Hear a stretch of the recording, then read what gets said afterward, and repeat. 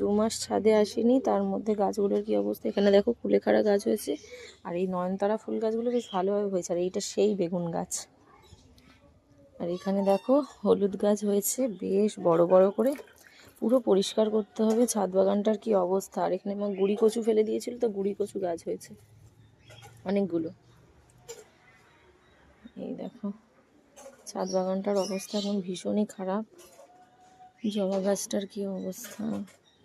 এই সেই আমার লক্ষ্মী জবা গাছটা, দেখো কি অবস্থা হয়েছে ছাদগুলো। কথায় আছে না, যত্নের ফল, মানে যত্ন না করলে তো জিনিসপত্র এরকমই হবে। কি করব, কিছু করার ছিল না। আর এদিকে দেখছি প্রচুর নয়নতারা গাছ হয়েছে, গোলাপ গাছগুলো তো একদম পুরো শেষ। এই যে একটা ফুল ফুটেছে এখানে, আর এই সেই আমার খয়েরি কালারের ফুলটা, যে হলুদটা। আর এইখানে নয়নতারা ফুলগুলো কিন্তু বেশ সুন্দর ফুটেছে, কি সুন্দর ফুটেছে দেখো। আর পেঁপে গাছটা দেখো আমাদের কত পেঁপে ধরেছে। এর আগে কিন্তু আমরা প্রচুর পেঁপে খেয়েছি, আবারও কিন্তু পুরো ভরে গেছে। আর এইখানে দেখো বেল ফুলটা।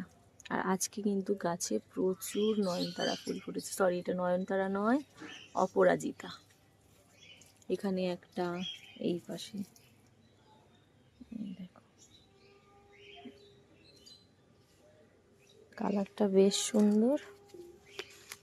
বাবারে, এই যে